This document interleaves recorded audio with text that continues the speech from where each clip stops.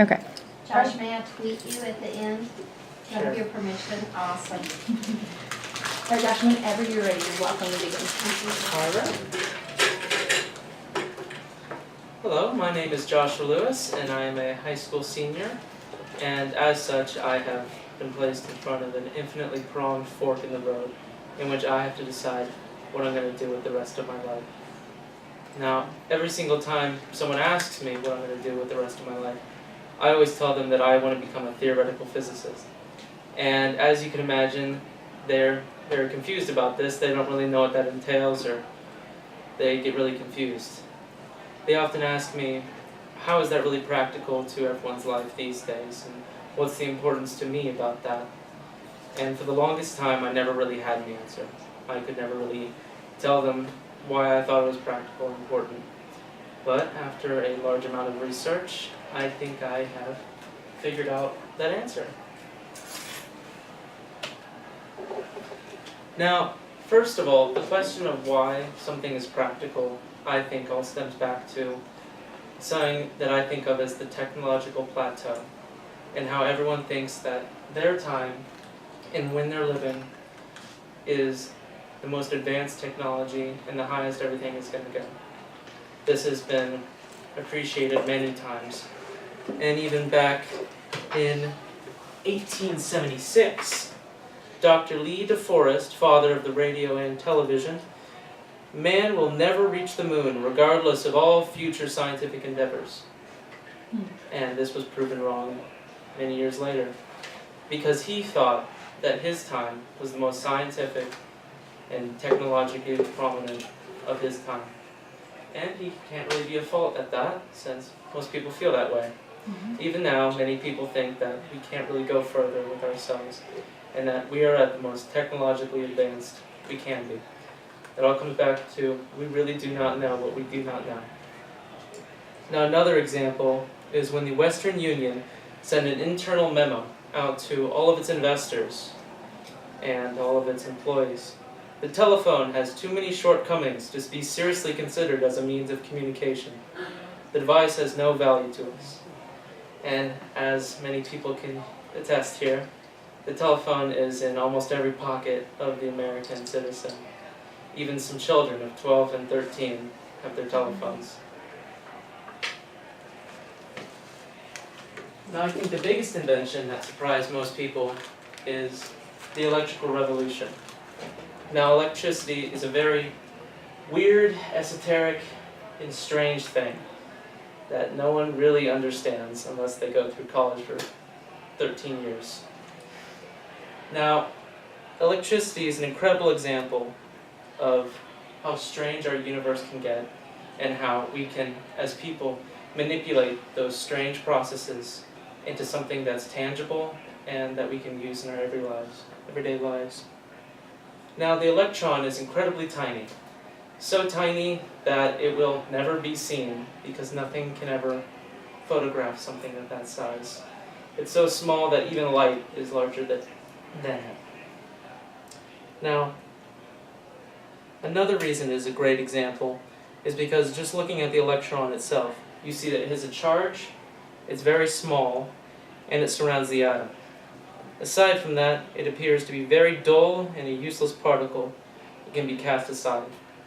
But someone with a wondrous mind sat down and looked at the particle itself and figured out that, oh, this is interesting. It can be used in a circuit to spin a fan, or it can be used to light up something else.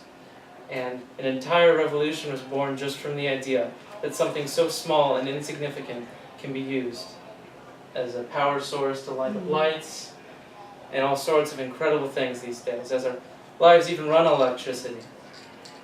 Now, not just the electron has been harnessed by people.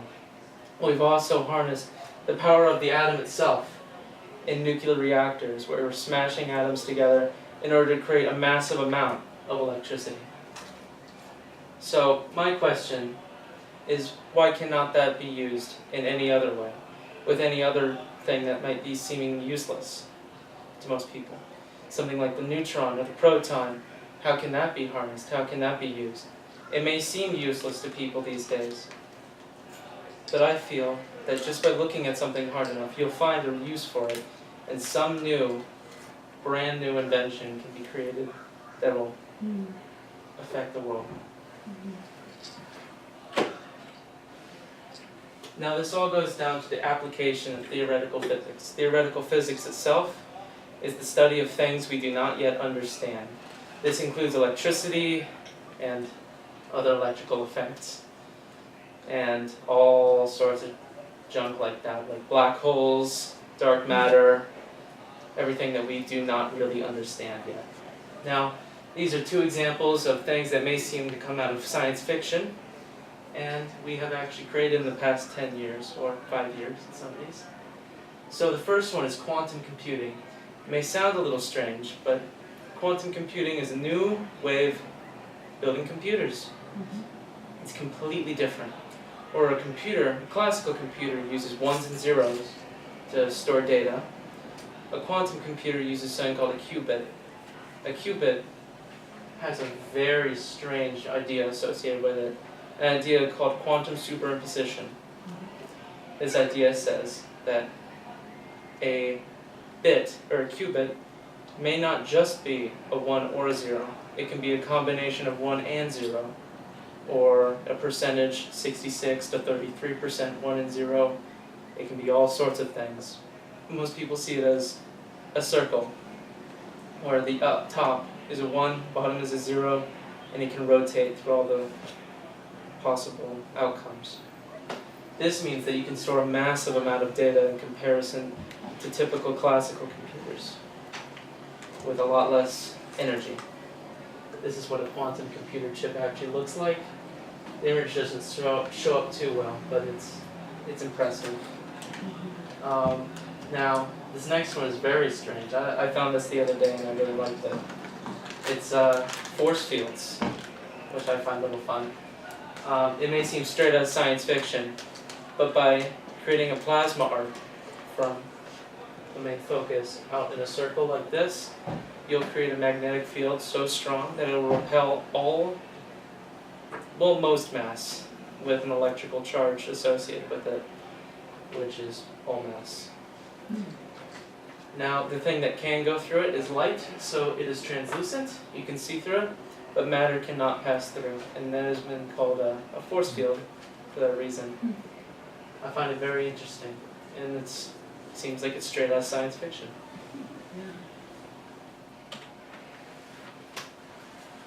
Now I think when we study the bizarre and strange aspects of the universe we were all born in, we become closer and closer to being able to manipulate the universe itself, and the possibilities become limitless.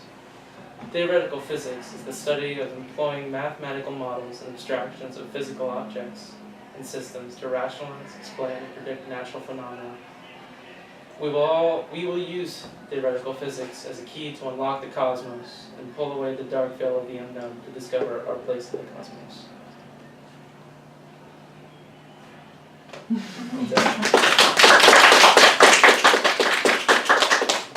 And you guys are welcome to ask Josh questions or comments. Josh, normally this stuff gives me anxiety. If anyone starts talking about this stuff, and I kind of got some of what you're saying, especially about the quantum physics.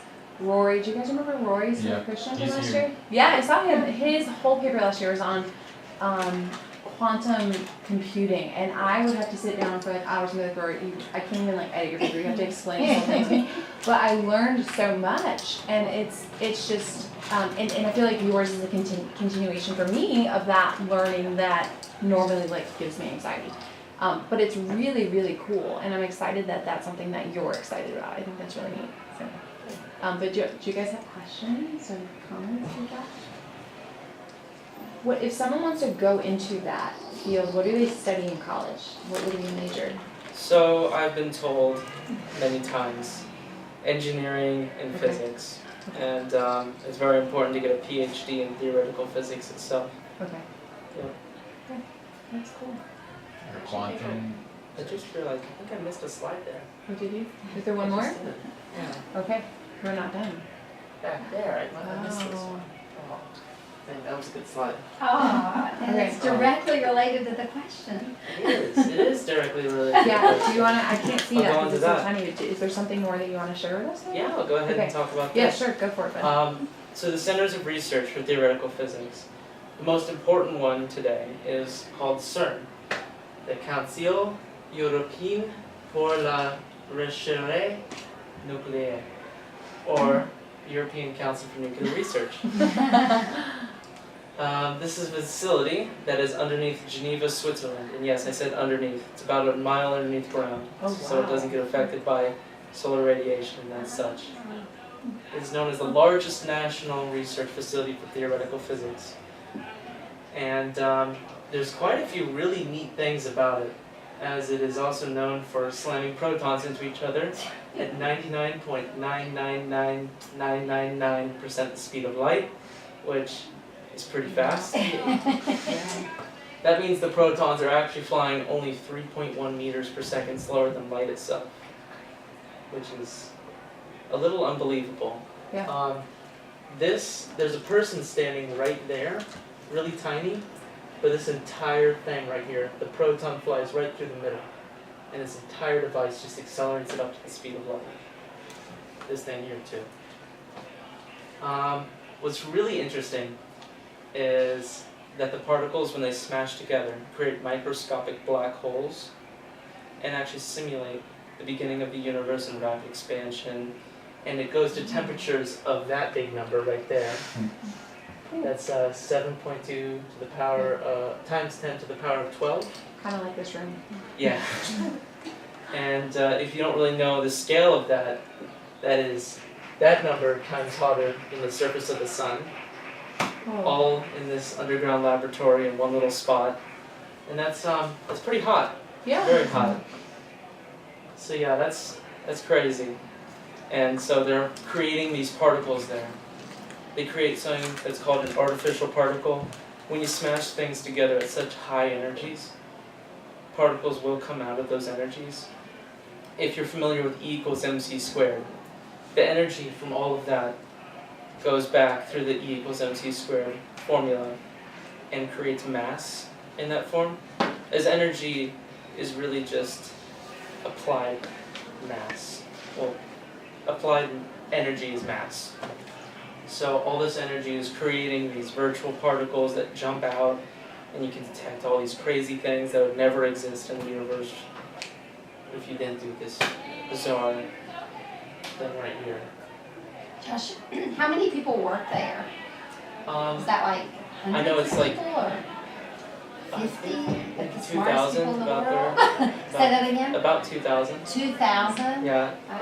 A lot of people from America, all over Europe, since this is the European Union's baby. A lot of people from there. Russians, everyone goes here. So Interesting. It kind of makes me think of that movie, of the name. Flash forward. What? Flash forward. No. It's probably not what you're thinking of. It's a recent one where those women, the African American women who work Oh, Hidden Figures. Thank you, I couldn't think of the name. But that whole idea of they're trying to do something with these mathematical concepts, and there's people like doing all kinds of computing, and together like they take what they think will work and they make it happen. What people say like they don't think can happen ever to get on the moon, as you read, and they do that, and it just kind of, to me, maybe it's a small model of that, but yeah. that's very cool. Thank you, Josh, so much. I'm sorry I missed that slide. No, I think you went back to it well timed. Have you ever read the book Flash Forward? It's a good one. It's I about might have to CERN read and it. what could happen. That's cool. I have a question about the force field. Like, how much power does it take to make it? Like, could it be used, like... It takes a lot of power to start it up, but to sustain it, not too much power.